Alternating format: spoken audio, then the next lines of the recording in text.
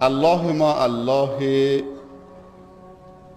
پاکی هاست، الله ما الله زیبایی هاست. ان الله طیب لا یقبل الا طیبا.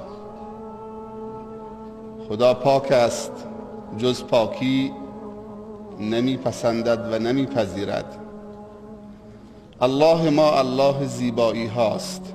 ان الله جمیل یحب الجمال. زشتی را نمیپسندد و نمیپذیرد، چون خودش خالق زیبایی هاست. الله ما الله مهربانی هاست. الله رحمت ها و شفقت ها و عاطفه های زیباست.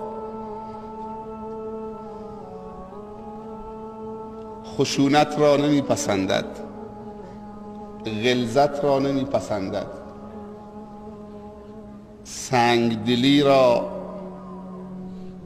نمیپسندد و نمیپذیرد. لو كنت فظا غلیظ القلب لانفضوا من حولك انك لعلى خلق عظیم. الرحمن علم القرآن خلق الانسان علمه البیان. الله ما الله مهربانی هاست، خالق دل هاست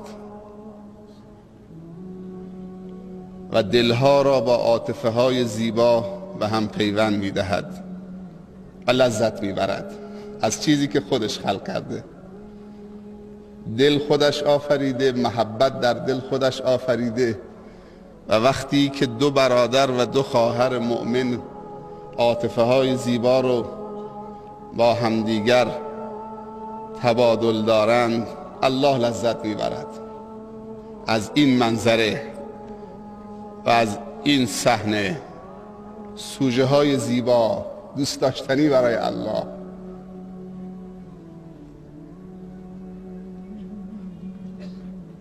امروز و امشب بهترین سوژه تبادل محبت و عاطفه هست و الله لذت میبرد از این همه عاطفه های دینی و خوب. رب اخ لک لم تلده امک انما المؤمنون اخوه. چین و عرب ہمارا، ہندوستان ہمارا، مسلم ہی ہم وطن ہے، سارا جہان ہمارا. چین و عرب مال ماست، هندوستان مال ماست، مسلمان هر کجا که باشد هموطن ماست. سارا جهان همارا، کل جهان مال ماست. گر در یمنی چو با منی پیش منی، ور پیش منی چو بی منی در یمنی.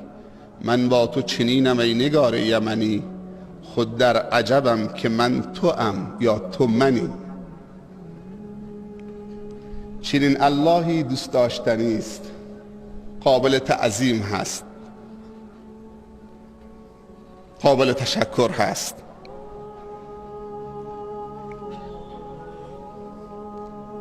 قابل سپاسگزاری و قدرشناسی است. اگر از الله تشکر نکنین از که باید تشکر بکنین؟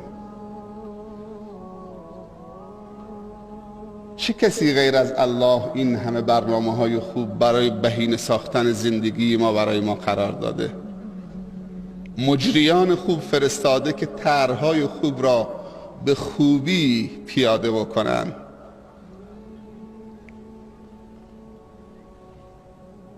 ما بعضی موقع اونقدر بیرحمیم که برای تربیت فرزندانمون هم برنامه نداریم.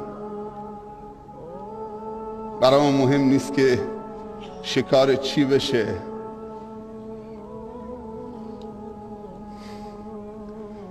ولی الله برای ما برنامه میریزه که ما چی بشیم، کی بشیم، فرجاممون چه بشه، خاتممون چه بشه. گناه بنده می کند، الله شرمسار است.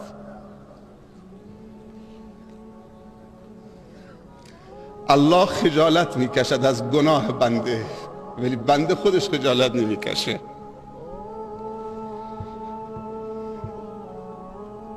روح و ریحان و جنت و نعیم. امشب نسیم خوشی میوزد، امشب ملتقى الاحباب است، اینجا ملتقى الاحباب است. بوی مکه و مدینه می آید، بوی عرفات و منا می آید، بوی رمضان می آید، بوی آسمانی می آید. از این مجلس بوی محمدی می آید، بوی خدایی می آید. این مجلس مجلس خدایی است، غیر از بنده خدا نمی تواند اینجا بیاید.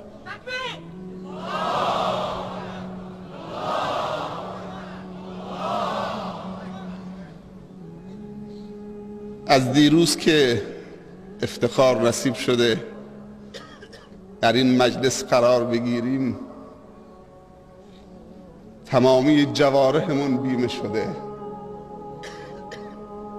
نه چشم حاضر گناه بکنه، نه گوش حاضر گناه بشنوه، نه زبان حاضر گناه بگوید، نه پا حاضر گناه برود، نه فکر حاضر که نادرست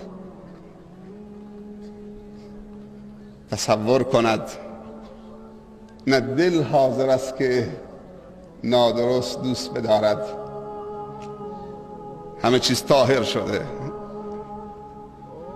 چقدر مردم خوبی داریم ما، حرف شنو، مؤدب، تابع، خستگی ناپذیر. آدم شرمنده میشه که اسم خودشو عالم بذاره و نتونه این همه محبت‌های بیرنگ و ریا را جواب بده.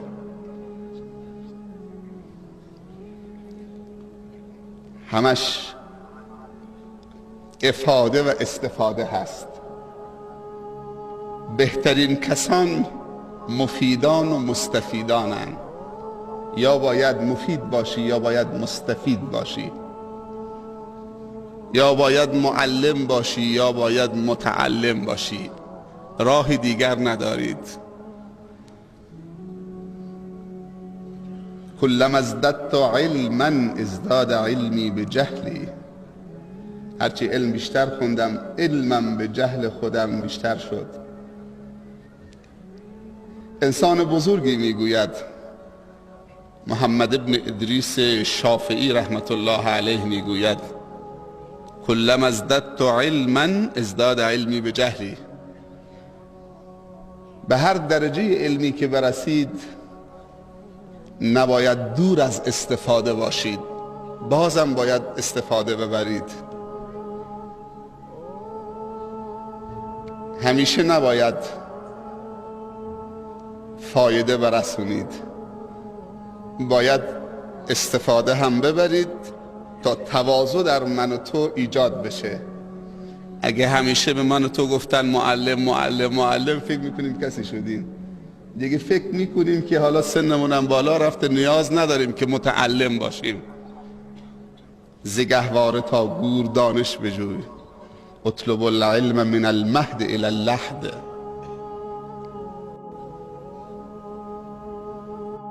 خدایا چقدر باید از تو تشکر بکنیم.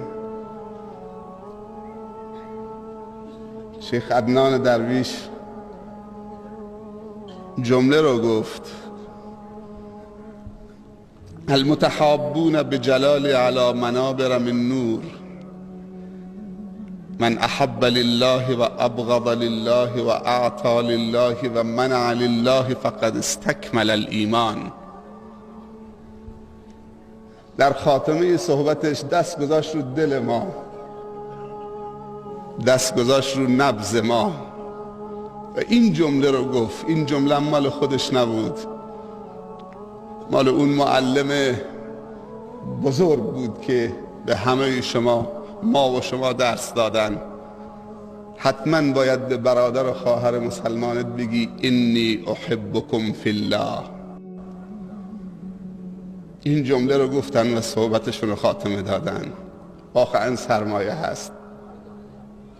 ما هم در جوابش میگیم لقد احبک الذی احببتنا فیه. اون کسی که تو ما را و شما ما را به خاطرش دوست می‌دارید شما را دوست بدارد.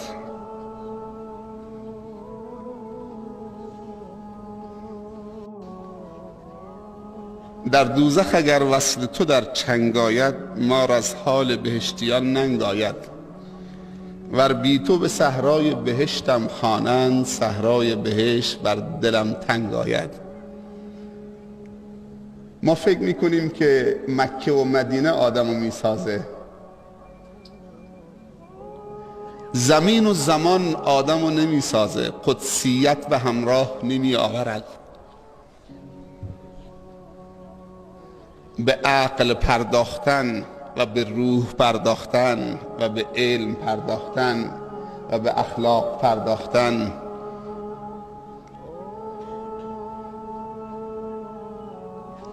هر کجا که باشید تو رو مقدس میکنه. شرط نیست که حتما در مکه باشید. همه که نمیتونن تو مکه سکونت بکنن و اگر بیشتر از 1 ماه تو مکه موندید و مدینه هیبت مکه و مدینه تو دلت کم میشه. مکه و مدینه عادی میشه برات، مثل کوچه های زاهدان میشه و اینم دوباره مد نظر خدا و رسول خدا نیست. علمای بزرگ بعد از مدتی اقامت در مکه و مدینه میرفتن بیرون تا دوباره بر بگردن دوباره اون حالت معنوی تولید بشه تا مکه و مدینه عادی نشه.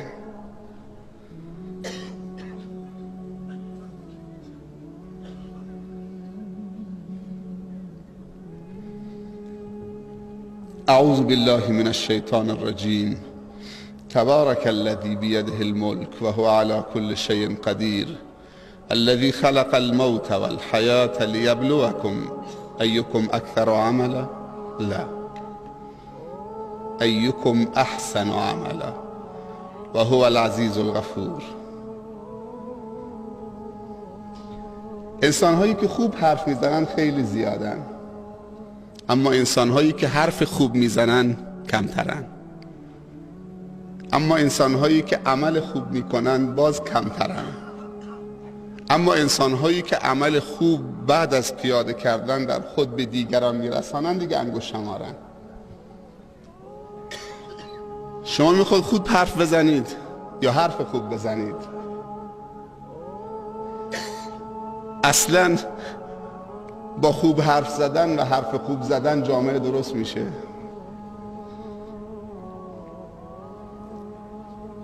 حرف خوب زدن هم توفیق لازم ندارد تا چه برسد خوب حرف زدن. برای حرف خوب زدن توفیق لازم نیست. یقولوا تسمع لقولهم اذا رأیتهم تعجبک اجسامهم و یقولوا تسمع لقولهم کأنهم خشب مسنده. منافقین هم حرفای خوب و جذاب میزنن، گیرا.